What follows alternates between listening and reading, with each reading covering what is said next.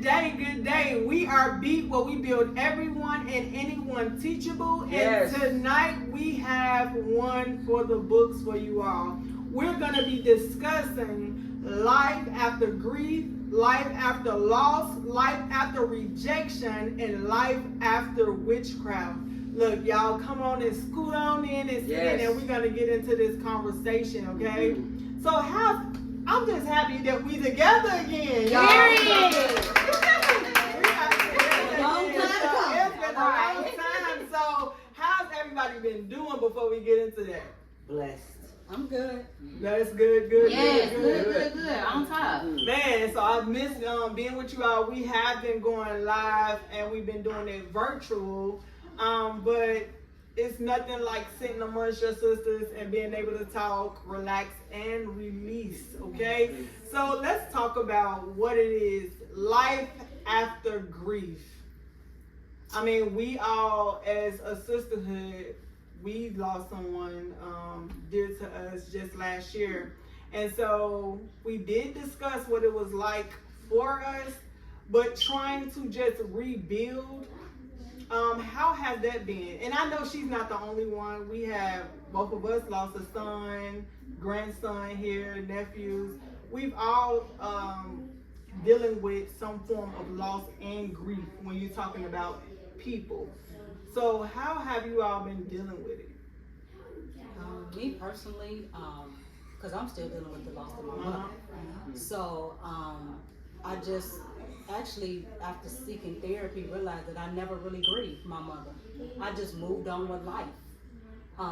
So now I am in the grief process of my mother, which also puts me in the same grief process of losing our sister. So I'm still grieving. I just like to say, most black people don't know how to grieve. Yeah. Mm-hmm. They figure, because you go to the funeral, you screaming, you yell, now get on with your life, girl, and you're just walking around numb. Mm-hmm. And numb becomes so normal until you think you're just good, but you've actually never dealt with the problem. I lost a close friend of mine I love dearly. What I did, I became double time busy. I just began to take on stuff that wasn't even my area to take, just to keep me busy. And it was because I didn't want to come face to face with that yell and that cry that I knew I would lose me. I was afraid I was going to lose me. So in the process of it, I just had to keep busy and hold it together and play the role, put on the mask, play the role, do the face. And I was with some friends of mine, and they were in the car, and he was like, you know, you got to, sometimes you just got to roll down the windows and scream like that fat pig in the commercial. And I'm like, I said, what you talking about? What you talking about? And they said, let's try it. They rolled down the windows, and everybody went, ow! They're screaming. So I started screaming, ow! And everybody's screaming, ha ha. Then the last time I just scream and scream and scream. They all stopped and started looking. They're like, them screaming, ah! And the tears started coming down their life. He said, I knew you needed that. And I didn't know I needed that. I started trying to get myself together. You know, he's like, no, scream some more. I started screaming. Tears was just lashes coming loose. I said, oh my God. And that was just the scratch and sniff. Yeah. So the fact that we can allow ourselves to be vulnerable enough to feel the brokenness of it is what we need to give ourselves permission to do in order to feel what move on look like. Other than that, you're just going through emotion. Even with my niece, I couldn't believe it when she was calling, telling us what had happened and the way it happened. To this day, I don't have closure. If you all do just a magic trick, hand it out. I would love to have it. There's no closure. The fact of when we even went there and had to see my sister, she was very good character, but I can tell she was ripped. Something that will never come back again. I mean, even to my baby here, with losing my grandbaby, we all was sitting there because we knew we had to be there. but we wasn't there. Does that make any sense? Yeah, it You're a does. bunch of puppets because you're sitting, you're doing through the motion. Yeah, let's praise God. Let's give. But then the question is, why did God let this happen? Yes. Did anybody there? I mean, this is just me. I asked him, why In you the take my best process, friend even when with my mom passed? I asked him, why you take my best friend? I wanted Right. to know. and we're Christians, and we Yeah. say God knows all. He knows and understands all. But what happens when you don't even understand the decision He made to be what you consider fair? Okay, and have to question God, like, what you doing? You know. And you don't call God bruh, nothing like that. But I mean, you want to ask them, okay, I need some answers to this because you read scriptures and that girl was, when life was happening, but I know people that was 20 times worse and doing it And out they still there, here. and they standing here like a bag of sand in Florida. You feel me? Yeah. After Milton and Helen and everybody else. Yeah. So, but in it all, the question of even a transparency on anything you deal with that's a heart blow is a very good question. Therapy can help, but then sometimes you have to really pray that you got a therapist that's really God-sent therapist. There you go. Before you know it, these people ahead you putting apples on the refrigerator and onions under the Onions bed. under your beds, yeah. Get up, clap 3 times. I thought that's witchcraft. Yeah. You know what I'm Yeah. saying? Yeah. You Right. serious? Yeah. But in it all, Right. so that's the hard one to really answer, and I don't think any of us can come to a complete answer because everybody have a different place of dealing with it if you actually deal with it. There you go. And that's the thing. A lot of people don't deal with it, and I'm one that will tell you that staying in it too long is dangerous. So I'm the type that I'll be like, all right, I cried about it. All right, let me go fix myself up, and I got to keep moving. And then that is one of the most dangerous positions to be in, and you don't know until you actually forced to be in it. So going through heartbreak from a relationship where somebody is still here, and you dust yourself off and keep moving, you realize that, okay, well, I survived, I was good. But then you think you could do that same method for somebody who's never returning, and then you like, oh my God. So then it is normal, just being 100% transparent. God, I prayed for you to keep them here. Right. You said all I needed was mustard size seed of faith. Right. And so here I am having it, Right. and now what happens? Right. So you gotta, I feel like you need to explain to me, Lord, Right. what is going on. And so that's when you really find your strength, though. It's when you learn to trust when you can't trace in those moments. It's like, God, I know I'm coming back to you. I don't understand why you let my granddaddy go. Because that's another one. I said, Lord, you have the power to bring him all the way back to, all the way in. Yeah. Me, Yvonne, and Mama Brown, we was praying on that phone hard. Yeah. We done went in on the prayer line. I said, everybody stop what you're doing. Speak in your heavenly language. I don't Right. care what's going on. At this point, I want anything that's going to get my granddaddy here. And he leaves. And so, honestly, like she said, it's something, grief is something that probably will always be a part of you. It doesn't carry a weighty spirit, though. Yeah. It's not, it's because you're mourning the loss of someone who was dear to you.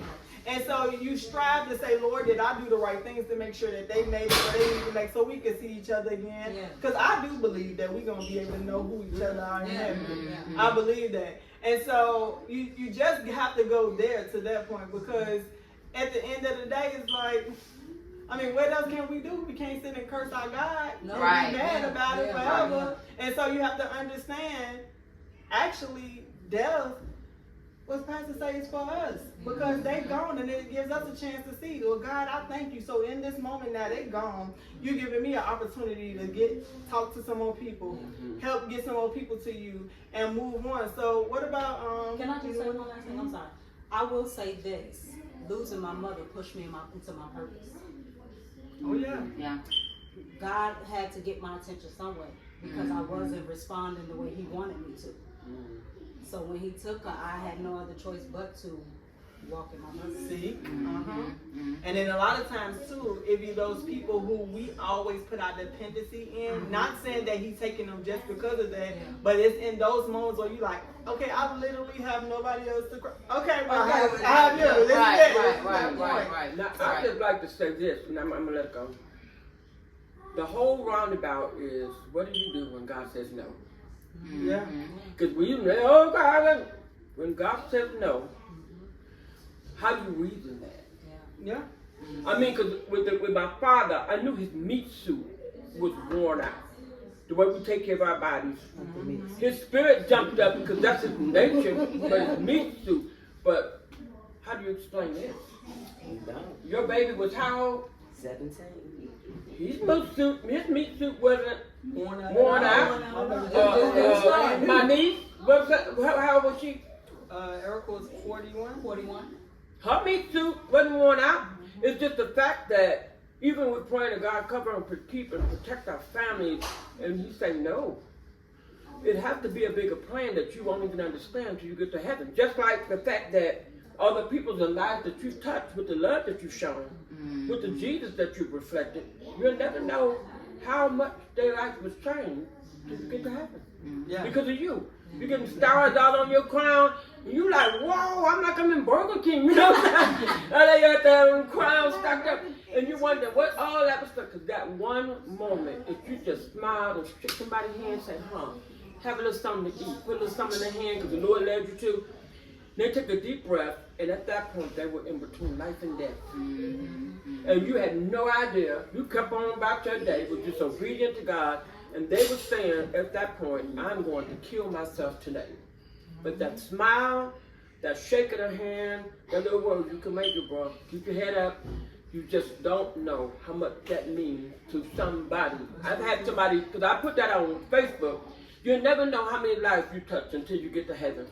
I have people starting to inbox me and start telling me, you changed my life. You did this, this, and that. And I'm like, I didn't even know. I mean, I had no idea. I've had some other babies that hit me on Facebook and telling me how much, even Kia was one before she got killed. People telling me how much the interaction meant to her. You never know. You never know what people are going through. Like you're talking about grieving, different transitions.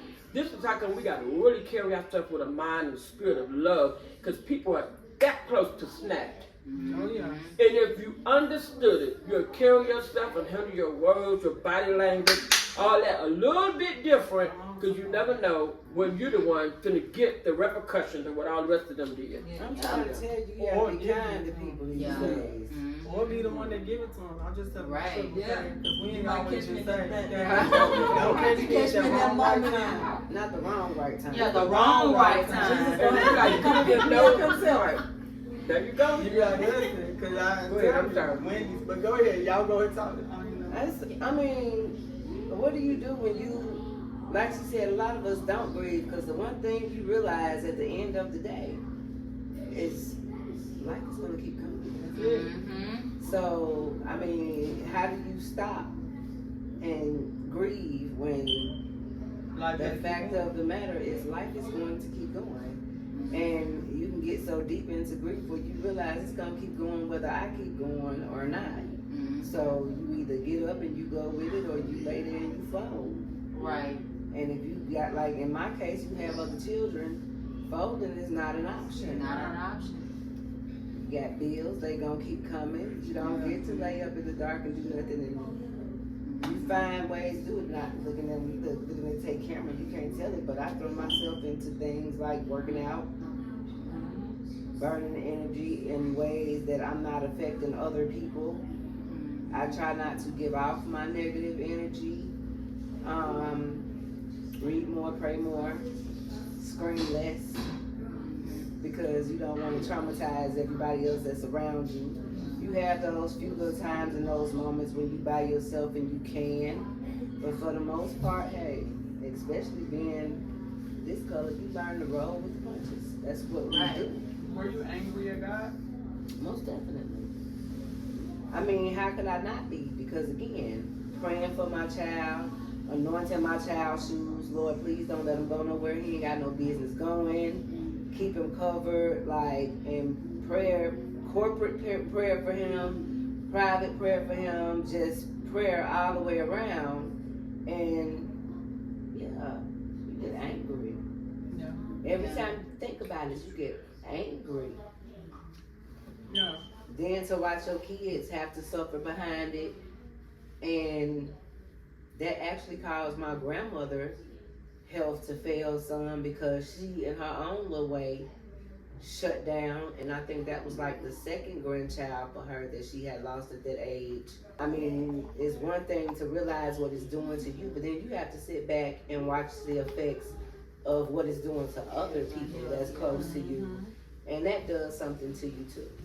That is so true. So, And I understand that we all talk about losing someone and grieving them in the midst of them being gone. And however, I miss my sister, like Erica, from when I actually met her. It's like I feel as though me and her hit it off in a nice way. She became my client.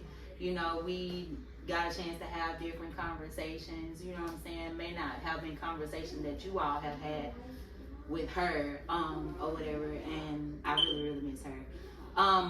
But with grief, I didn't know about grieving someone living.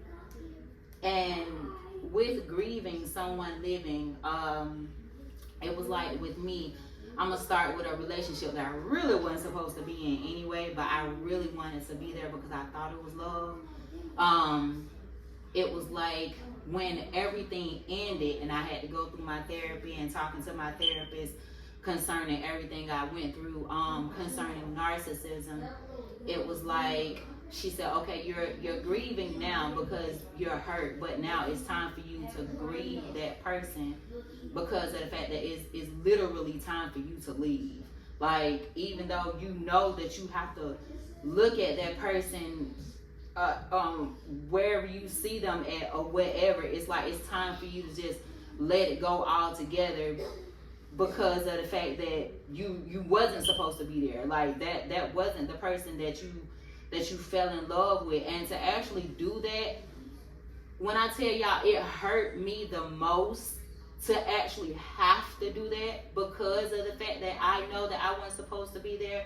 But the fact of a hurt like that someone just that actually didn't care the way you thought they cared, and the facade that you kept up that was never there, and you had to deal with that and be without them or him or her or whatever.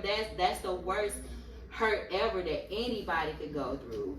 And if I had to thank anybody, you know, I thank Pastor because she helped me because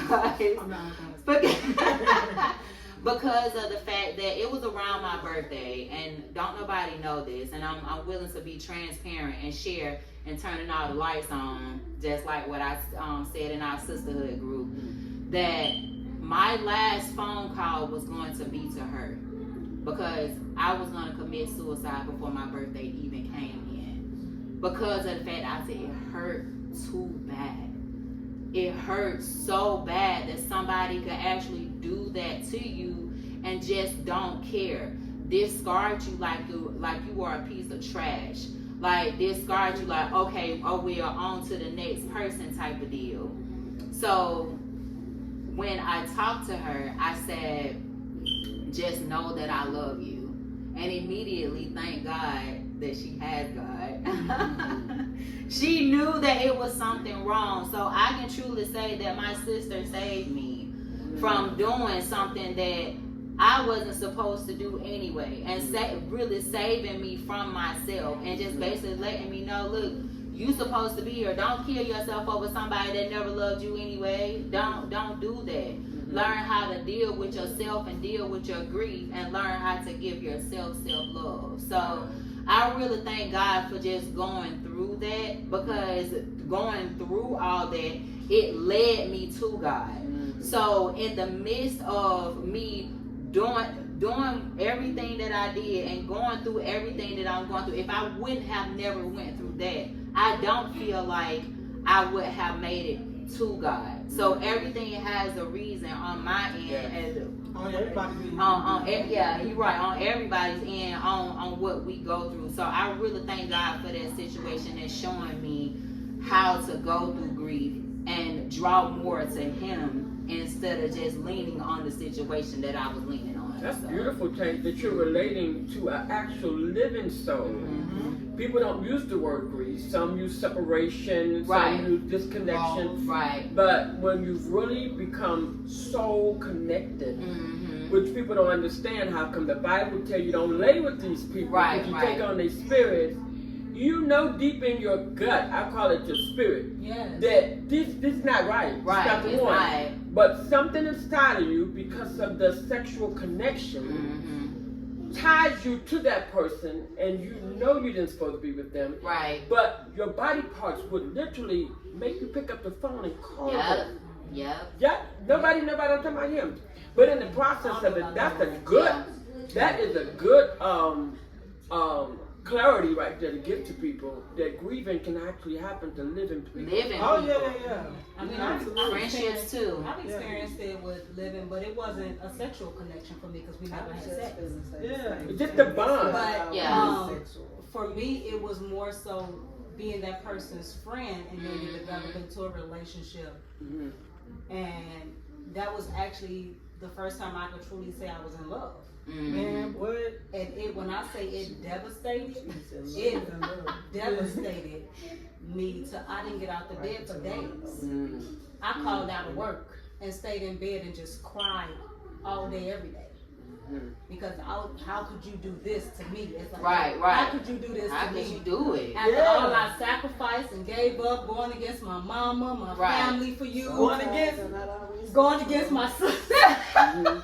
I went against a lot of people who did not want us together. Right. And I fought and fought and fought, and then you slapped me and spit me in the face. Mm-hmm. Yeah. It's At the called- same time. What? Yeah. I'm telling you, I just felt the people Just slide me that number. Period. What? I can relate to the grief on a living person, but I never Yeah. recognize it as grief. Grief. That's what Yeah. I'm saying. Yeah. That's good. Yeah. Okay, so it's fair to say that grief is a process that just keep happening. So we talking about life after grief, but it never ends. Is what we saying? We're gonna go with that. And some know to do, and some people get grief mixed up with memories. Mm-hmm. Now the memory can cause you to have an emotional, oh man, you know, I miss that man, I miss that woman. But in the process of that, even as she said in a relationship, that soul tie was so connected, it's the wrong soul. Yeah. But in the process of it, you'll remember some things and get a little chuckle. Right. You're like, yeah, but he was a suicide trip. You Right, understand something? right. And you had a moment. Yeah, Yeah. remember when they slapped that cake and it hit me in my face? You sit there and laugh about it, but you know that moment is not what actually sustains you. Right, It was right. a memory. Right. So in the midst of even my father, I sit there sometimes think about him and say, you know, I miss that man. And I got a video where he's in the hospital bed. And he was singing to Candace. Some song he'd be singing, that funny song. You remember that song? And I'm like, that's for Candace, Daddy. I love you. I don't love you, Candace. I don't love you, Candace. Then we both started laughing. Then he goes turn around and tell her, his little way of doing things and how the family would be in a different place. I feel if he was here because he was such a mountain of a man. And the process of it, you remember those moments, but you have to move on and understand Right. that he with God, man. Yeah. Mm-hmm. There ain't no regret with that. How would I be so selfish to want to keep him here? And when they older like that, it's a little different. But when they snap, I'm just gonna tell you. like babies, when they snap like these babies like that rich. I mean, even with your mom, she was young compared to what the span of life is. But in the midst of it all, you know, And she had that same stature in their family too. mhm. They're strong. She was the mountain. Yeah. She was the mountain. Yeah. But the mantle has been transferred. Mm-hmm. Do you hear me? So in the process of it, two champions can't stay on the hill. Man of God was, I ain't trying to change the subject, but the man of God was talking about how the young prophet that came in the city, the Lord told him, don't eat, don't stay. Just do what you got to do and come back. The old prophet told him, okay, after he said that, no, God talked to me, I'm a prophet too. He said, come and eat, come stay. And when he came, he ate and stayed, the old prophet killed him because he was jealous because he thought he had the mantle.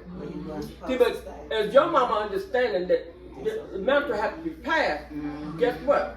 I didn't mean to go on. No, you good. Yeah. So let's talk. Never apologize for that. Y'all know I'm we're right. gonna flow. We're gonna flow. Yeah. So let's talk about loss after. Life. I said loss. Forgive me, y'all. Life after rejection. So That was a good one she did. yeah, it is. You Yeah. got rejected, and you. Yeah. So how is it? Because it's so many different forms of rejection too. You have people who deal with rejection from family, deal with rejection even in. You know, this is the craziest thing. I had a girl that I talked to. She's helping me get my credits. And she said that she has work bullies. I thought that was so petty. I didn't know. Oh, that's a real thing. That's Do you definitely know a that they real don't thing. talk like they actually have a mean girl clique at Yes, work? But yes, y'all they understand do. these women are 30 plus years Oh, old. no, Yeah, They're very And much this is why older. I work for me. 'Cause Yeah, I ain't got to say So, that. It's and I can definitely relate. It was like, let's see, I've been on one of my jobs for like 3 years now. When I initially started, and people that know me, including y'all, y'all can tell them like my world is filled with unicorns and rainbows. It is definitely what? unicorn. And, And cotton candy. Oh, Yeah, my. so you know what I'm saying. In my world, we skip and frolic around. So, but it was like when I got to that job, and you know what I'm saying, trying to introduce myself and like, hey y'all, how y'all doing? I'm excited to be here. You know what I'm saying? But all at the same right. So it was like, but all at the same time, they looking at me like she too light skinned, but all of us are black.